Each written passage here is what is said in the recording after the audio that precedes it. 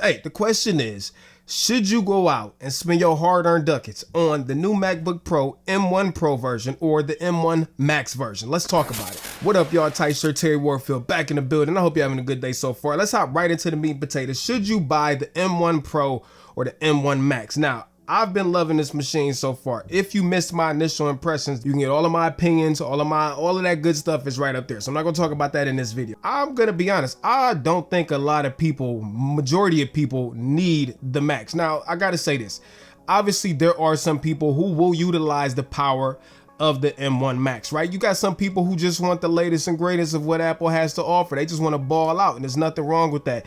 You also got people like my bro CJ Unplugged, where he just wants the Max for the additional headroom. And those capacities, yeah, do what you got to do. If you want Max, go Max. But performance-wise, I feel like for us peasants, I don't think you need to go M1 Max. So anyways, I'm about to get into a stress test with this computer. Yesterday, I did do the same test. I had a monitor connected. Today, I didn't connect the monitor because it was just too hard to film it and get the angles right and all that stuff. And I ain't got time for that, all right? But anyways, let's hop right into this. So right now, I don't have anything loaded up. I got everything closed out.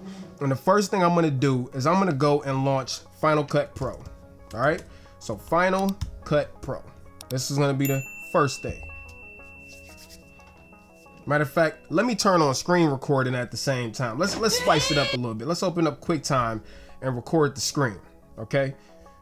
Record. So now we have the screen recording on top of that. So it's about to get real. So in this viewer window right now, this is 4K clips. Now these are heavy files, yo. This is out the Sony a7S III. These are 4K, 422, 10-bit, H.265, 120 frames per second. I have 4 of them in here, and I have one of my custom LUTs, which is this one is called Drama. Super dope. Hey, might as well go ahead and plug my LUTs down below. If you want an 8-pack of film LUTs, not too expensive, want to sauce your video up, grab those from below. But, so I got the screen recording going. We have 4 4K timelines right now. Color grading on it. I already stabilized them too. Let's go ahead and open up Chrome. Let's do that. So let's open up Chrome. All right, so let's go ahead and open up YouTube. Let's open up another tab. CNN is always pretty intense. Let's open up another tab. Let's go to theverge.com. That's another intense page. So I'm gonna start playing YouTube in the background. Let's just go ahead and play this video right here. Let me turn the volume down, all right? So I'm gonna let this play. I'm gonna minimize this. Let's open up Lightroom. I got all of this stuff going still, and it's opening like it's not even there. And then we'll open up the activity monitor so we can pay attention to, you know, swap, CPU usage, and all that stuff. So right now I have Final Cut Pro open. I have Lightroom open. I have Google Chrome open with the YouTube video playing in the background. Let me make sure that's playing. Plus, I have this computer recording the screen. Let's go back to Final Cut Pro, and let's go ahead and press play on this and see what happens. Now, I've already slowed these down to 20%, but notice how smooth this playback is. Now, while this is playing, remember the screen is still recording. Let's go to Chrome and see if it closed out anything. No, the Chrome tab is still playing. Let's go to Lightroom while this is playing. I'm gonna go back to Final Cut Pro and start this over. Boom, let's go back to Lightroom. Boom. All right, let's go through some of these photos. This is crazy. So all of this stuff is going. Let's go to Activity Monitor and see how much swap we have. So far, only 779 megabytes of swap memory used. Now again, this is the M1 Pro. This is the 10 core joint, 16 core GPU on battery power, and it is flying through this. Let's take it up a notch. Let me open up another tab. Let me open up another YouTube player. All right, and this one is still playing over here. Let's click on this Lamborghini video right here. So now I have 4 tabs open. A Lamborghini video, The Verge. Let me actually go to that website. I forgot to do that. CNN, I forgot to go to CNN, so that's my fault. And then I still got the other YouTube video playing right here. Now let's go back to Lightroom.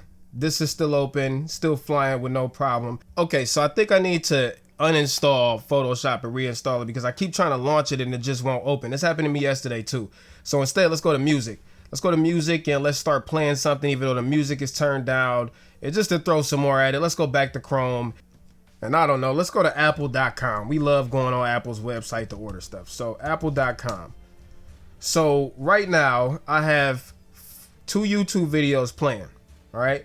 Apple, CNN open, The Verge open, Final Cut Pro, If I restart that, it's still playing smooth. Screen recording is still going. To kick it up a notch, let's go to Lightroom and export these at full resolution.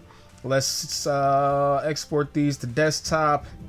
Boom. Let's see if I can make this thing crawl at all. Open. Boom. Okay, this is exporting. Meanwhile, Final Cut Pro still playing without a hitch. Still got all of my tabs open. It hasn't dumped anything yet. Let's go to the activity monitor again. Let's go to memory.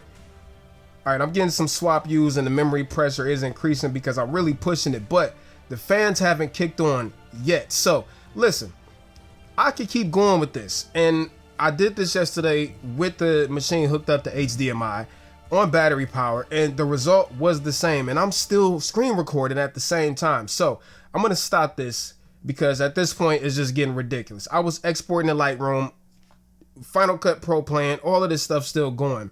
And I get it. This is an extreme scenario. Most people are not going to push their machine like this. Most people, if they're editing Final Cut Pro, they don't have Photoshop or Lightroom open at the same time. Maybe they do if they have like dual monitors plugged up. I don't have dual monitors down here, so I can't test that. But the point I'm trying to make is this is an M1 Pro. This is not an M1 Max. And I know that most people are not going to throw this much at their machines at the same time. So this is why I feel like for most people, and I keep saying most people because like I said, there will be people who will benefit from the Max, especially like people who compile using Xcode and all that stuff. Like obviously for those people, the Max might be the better choice, but I've also seen videos with the M1 Pro knocking those out while still doing a bunch of other stuff. My dude Tech Gear Talk literally just put up a video showing how even at full CPU usage, because he's in the benchmarks and stuff like that, this doesn't break a sweat. And that was the base model he had. So